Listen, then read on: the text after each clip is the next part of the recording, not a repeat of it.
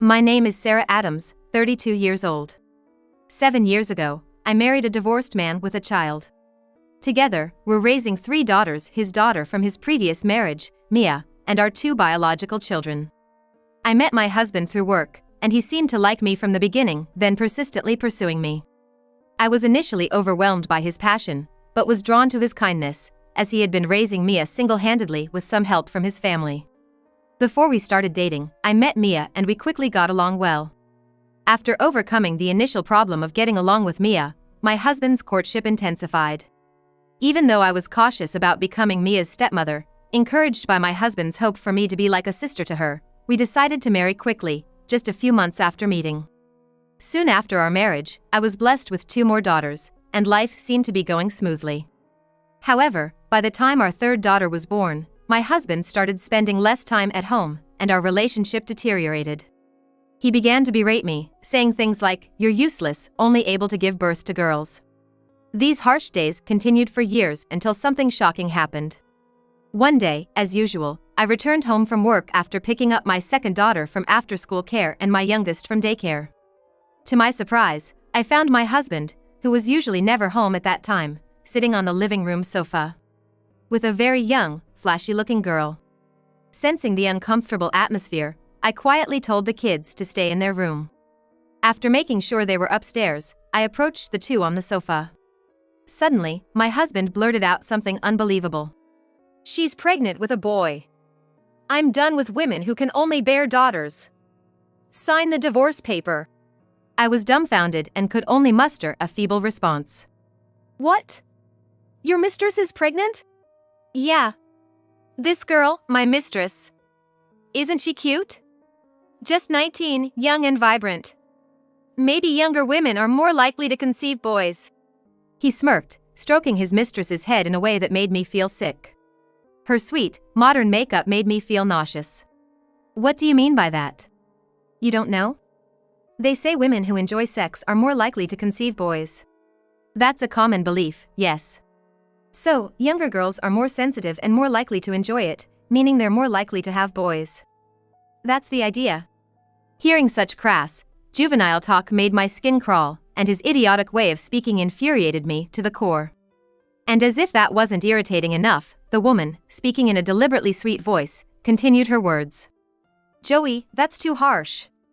Just because she's older doesn't mean you have to be so blunt. It's okay. She needs things spelled out." She fell for me easily, quickly took Mia under her wing, and slipped right into our home. "But Joey, didn't you pursue her aggressively?" "That's what Mia told me." "What? Mia told you that?" "Yeah, your love stories are so entertaining. Are you trying to be jealous?" "Ha!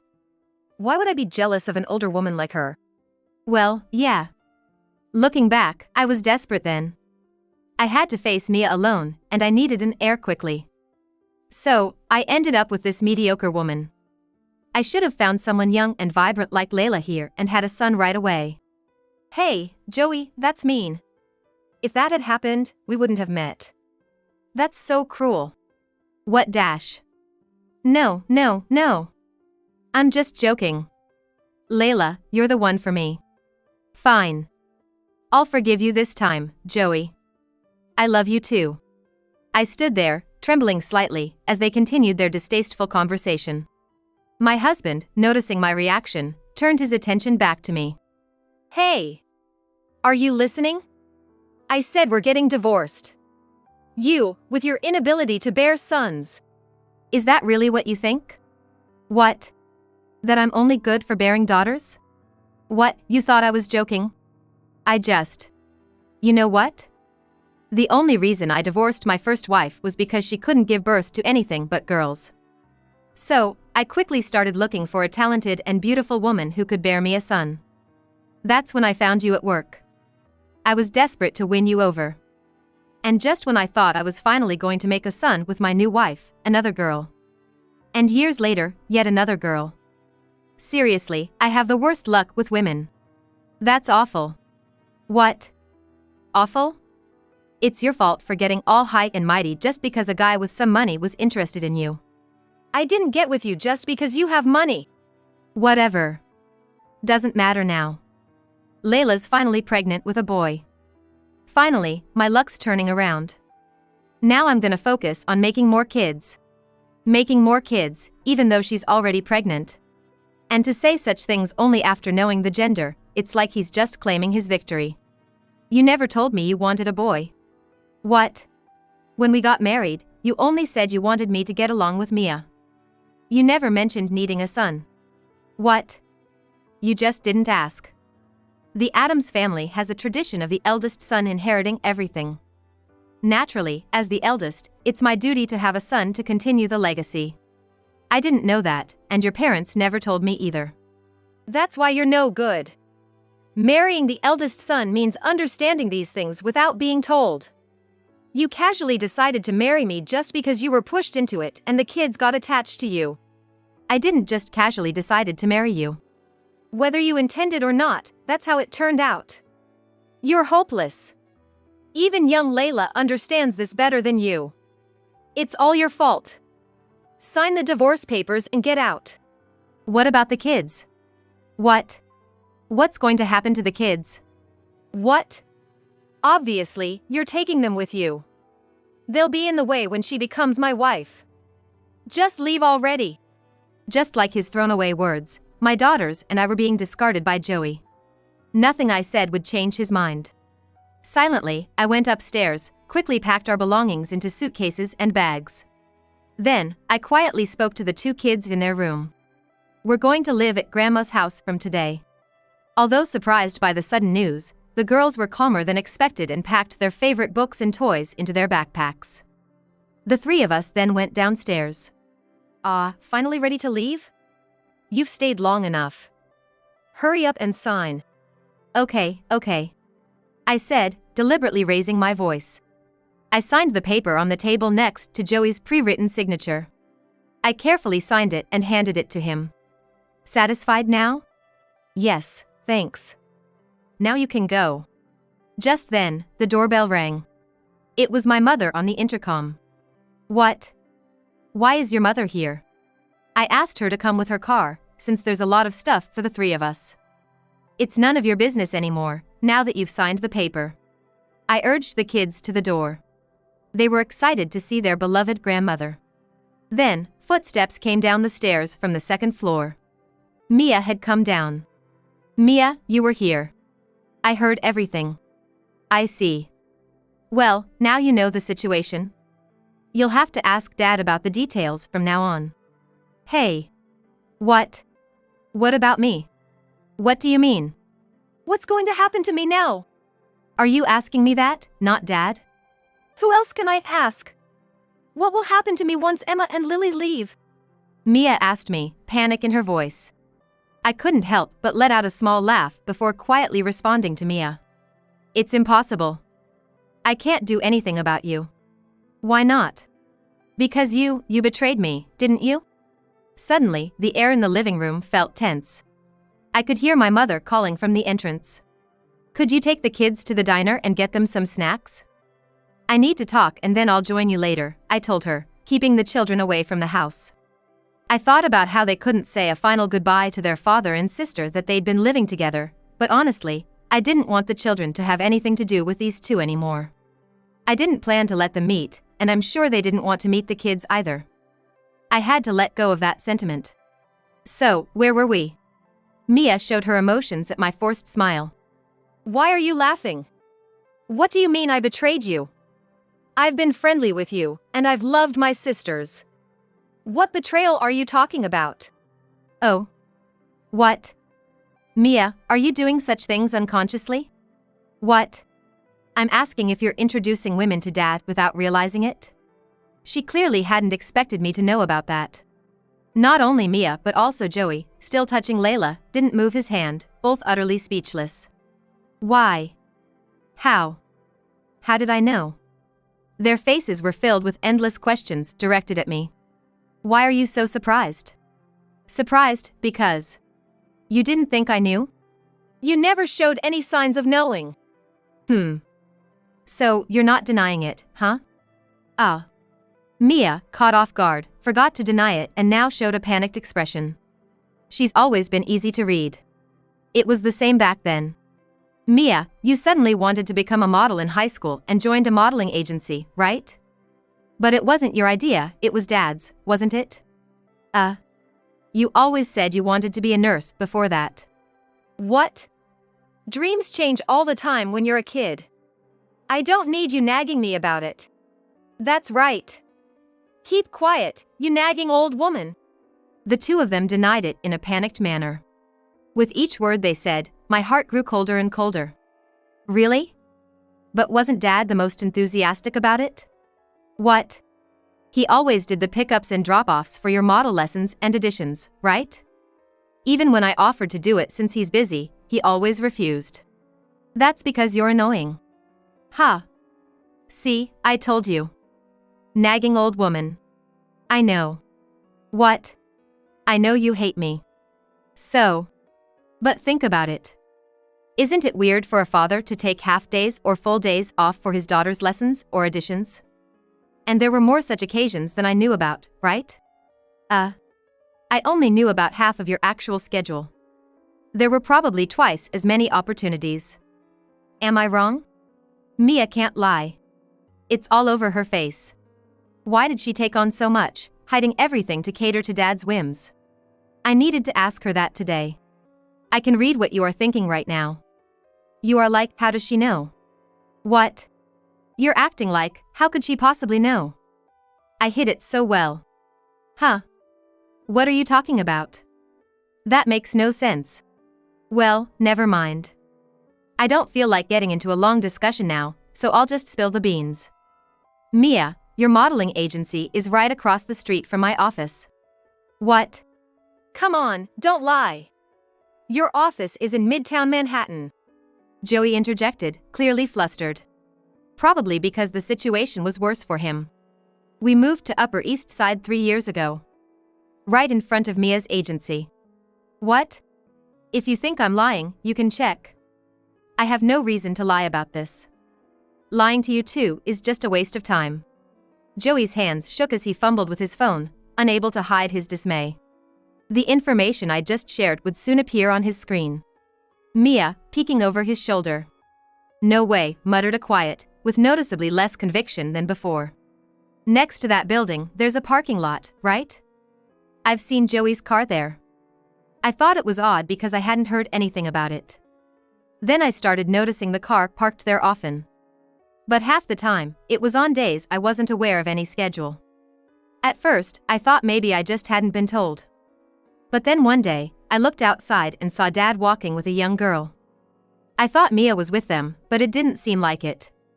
I watched as they got into Dad's car, familiarly, and then, well, I saw them kissing passionately through the windshield. That's when I realized what was going on. And after that, I saw it many times, with different girls. The three of them fell silent at my abrupt revelation. I had seen this woman, sitting in front of me, with my own eyes, just like I had seen the other girls. It had been in the last few months. So there's no doubt they met under the same circumstances, and their silence was their answer. In this uncomfortable, empty moment, Mia was the one to break the silence. How is that a betrayal by me? That doesn't make any sense. Doesn't it? I just joined the agency. You only saw Dad, right? There's no proof I did anything. Proof, huh? The fact that you're talking about proof suggests something's going on, doesn't it? What? Because you're saying things like only Dad and there's no proof. You're implying there's something to hide. What? That's just nonsense. It's not nonsense, Mia. You blink a lot when you lie. What? See, you're doing it now. Are you lying? Mia's face turned red as she vehemently denied it. Thanks for reacting exactly as I expected to my bluff. Mia. Exposing your own lies, how honest of you. Mia, are you going to throw Dad under the bus? What? Are you saying you only saw Dad because you want to save yourself? I didn't mean it like that. Mia! Are you going to betray me? Are you going to abandon me? Poor Joey, he's really clueless. Can't he see that he's just admitted his guilt? Mia tries to calm him, and that is when he realized it. Well, whatever they reveal now, I already know the truth. I don't care what Joey says now, and I'm fine with getting a divorce. My concern isn't with Joey, but with Mia, my stepdaughter. Mia, you've always hated me, haven't you? Saying it out loud hurt me, even though I was the one speaking. You knew. I knew it, but hearing her not deny it even a little bit made my maternal feelings bleed.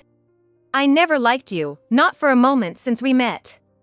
I've always hated you. I was nice to you only for Dad's sake. I will always be Dad's number one. That's why I wanted to fulfill any request Dad made to me. So that's why you accepted my marriage to him? Only because Dad asked me to. Not for you. Being nice to Emma and Lily was also because they weren't Dad's number one, right? Of course. Dad was disappointed when Emma and Lily were born, right? He was like, oh, another girl. That's why I knew they couldn't be Dad's number one, so I could be kind to them and get along. But I wasn't Dad's number one either, right? You heard how he treated me. Why have you always hated me? What? Are you dumb? Regardless of how he treats you, you and Dad are married, right? You're legally bound. You, a stranger, have a reason to have your name next to Dad's. I never thought Mia would feel that way. Sure, marriage is a legally strong relationship. Breaking it would bring a complicated reality. But Mia is undoubtedly related by blood to my husband, a bond we don't have. It's like a vow that never goes away, no matter what. But was that bond a source of insecurity for Mia? Then why did you help Dad look for a new partner? I wanted to get him away from you, obviously. I can't stand seeing Dad with you. I'd do anything to help with that. But by doing that, aren't you just helping create a new person in my place? If I'm gone, and someone new comes, won't it just be the same? That's why I introduced someone I knew and liked from the start. What? Dad wants a young girl who can give him a son. I'd rather have someone I know and like with Dad. She knows how much I love Dad. She won't try to be his number one. It's a mutual benefit. So you joined the modeling agency for that reason? Yes. The agency is full of pretty, cute girls in good figure, perfect DNA-wise. I wasn't sure what was perfect about it, but whatever it was, I was shocked. I despised my husband for letting her think that way and disappointed in myself for not realizing it. Mia, still a high schooler, had emotions too immature to handle, and he had been exploiting them. You knew about her feelings, right? And you used them to find a partner. Do you realize how cruel that is? So what? My daughter loving me the most is a cute and helpless emotion, right? I just cherish that. That's all. I don't see it that way. What you're doing is despicable. If she wants it, then it can't be helped, right? Right, Mia? Yes. I want to fulfill Dad's wishes. You, nosy woman, just keep quiet. I understand her feelings well. Growing up, her parents divorced, and she lived with her father, just the two of them. He was her only family, a father who allowed her to be dependent, probably the most important person in her world. It's natural for her to be wary of someone like me entering their lives. I understand her feelings painfully well. I've been around her for 7 years. I know exactly how she feels. But still, this is unacceptable. Her most important person had been using her all along. And she probably realized it. The result of her blind devotion to her father was now hitting her as a harsh reality. Mia, you asked me earlier, what will happen to me? Why did you ask me that? What? Is it wrong to ask? It's not that. Why did you ask me? You hate me. You want to listen to Dad's requests, right? That's. Biting her lower lip and looking down, Mia endured while Joey and his woman sat holding hands, unaffected. The sight was almost too much to bear. Mia, you don't have to listen to Dad's requests, you know? What? Mia, didn't Dad tell you to go with me because he's marrying that woman? As I spoke, tears overflowed from Mia's eyes, wetting her cheeks one after another. What must she have thought the moment she was told to go with me, someone she hated? How can a father, after using his own daughter, say such a thing so casually? I felt a deep revulsion from the depths of my being towards the carefree jerk in front of me. A man like that deserves hell. I decided to drop the final bomb. Mia, it's okay. The baby in that woman's belly might not be Dad's, so he can't marry her. Someone gasped loudly at my words. Again, silence fell among the three of them. Joey and Mia's eyes widened, while the woman lost color in her face, breaking out in a cold sweat. Right, Layla, as I asked her deliberately, causing her fingertips to tremble even more, her eyes losing their color. What do you mean by that? What?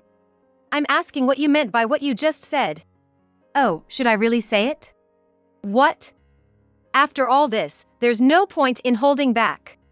All right then, I'll tell you. I pretended not to hear the faint stop and acted as if Joey's voice was the only one reaching my ears. This woman, she's been seeing several other men. What? When you're not at the agency, another man comes to pick her up. What? And it's not just one man. It's like a daily rotation.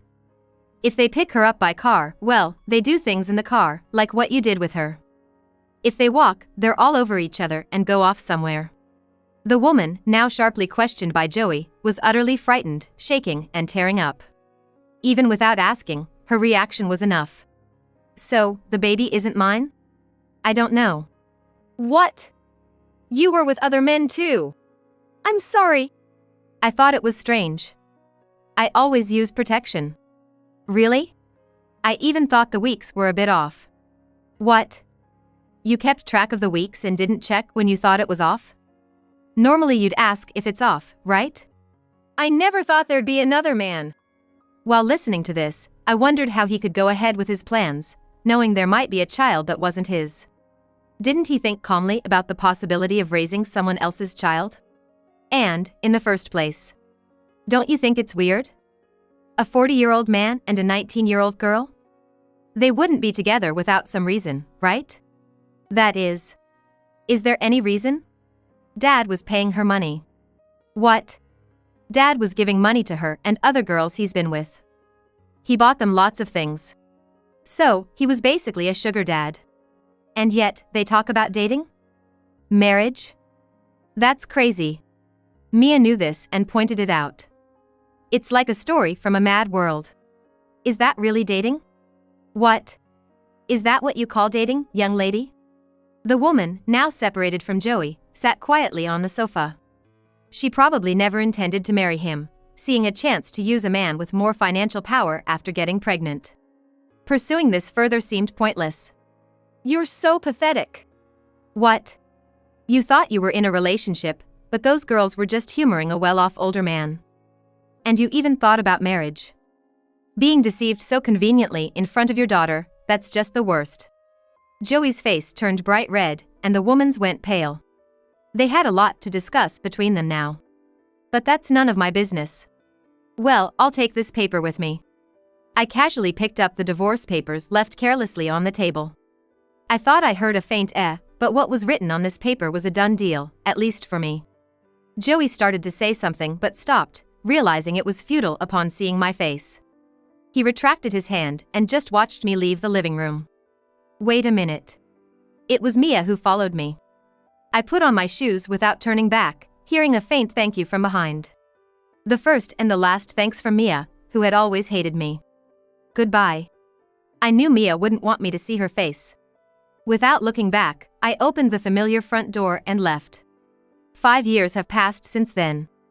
I divorced and rented a house near my parents, raising the kids. Emma and Lily have grown up a lot and are a great help around the house. Today, they made dinner for me because I had to work late, and when I arrived home, the delicious smell of lasagna greeted me.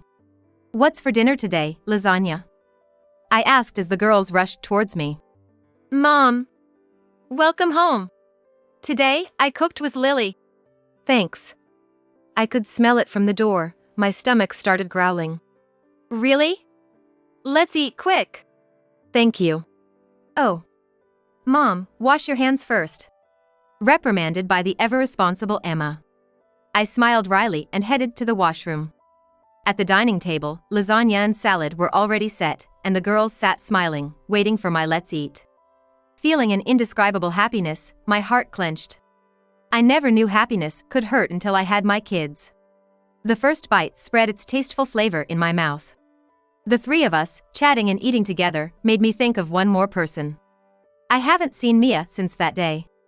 Even now, I think that for Mia, her biological mother will always be her mother, and I could never take that place. Her sensitive nature wouldn't allow it. That event was terrible, but maybe it turned out well for Mia in the end.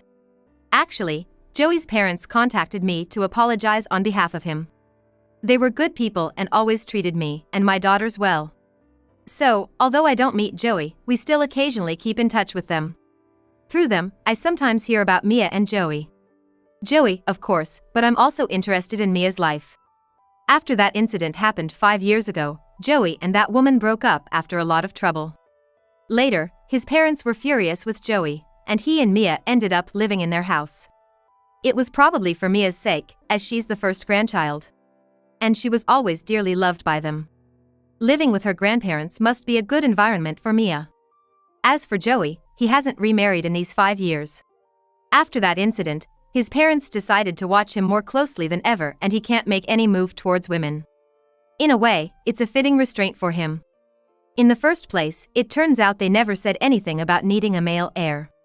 They come from a long-established family, and even run a small business. Joey was probably fighting with the pressure of being an heir on his own.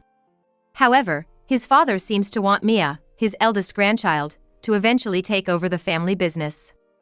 This spring, after graduating from college, Mia started working at his company and is learning the ropes. Mia, who had already been shining as an intern during her college years, is making them proud, as Joey's mother excitedly shared with me. I felt proud too, even though it wasn't my place. Mia will be fine, I'm sure of it. My only concern now is how these girls in front of me will grow up. Mom? What is it? I'm thinking of becoming a teacher in the future. Oh. Why's that? I want to be like my teacher, Mary. Not just to teach subjects, but also to help everyone with different things. That's great. It suits you, Emma. I want to be a CEO. Wow, a CEO? Where did that come from? I saw it on TV. There was this woman, a CEO of a cosmetics company. She was so beautiful, cool, and rich. Well, then, Lily, you have to work hard to become a CEO. Yeah. A CEO. I briefly thought of Mia's future. I hope the girls' dreams come true someday, and I'll do my best to support them. What kind of women will they become? I let my mind wander a bit. I won't be outdone by these girls. I have to do my best too. I took another spoonful of lasagna. The sweet and spicy taste of happiness spread gently in my mouth.